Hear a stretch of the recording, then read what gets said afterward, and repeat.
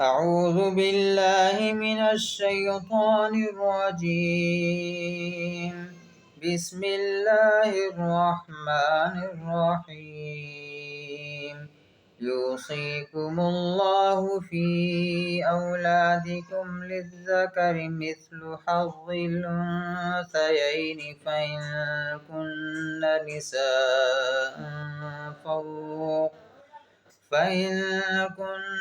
نساء فوق اثنتين فلهن ثلثا ما ترك، وإن كانت واحدة فلها النصف، ولأبويه لكل واحد منهما السدس مما ترك إن كان له ولد، فإن لم يكن له ولد وورثه أبواه فلأمه الثلث، فإن كان له إخوة فلأمه السدس من بعد وصية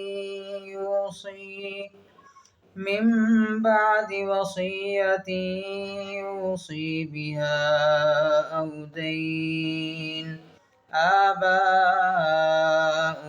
وأبناؤكم لا تدرون أيهم أقرب لكم نفعا، فريضة من الله، إن الله كان عليما حكيما.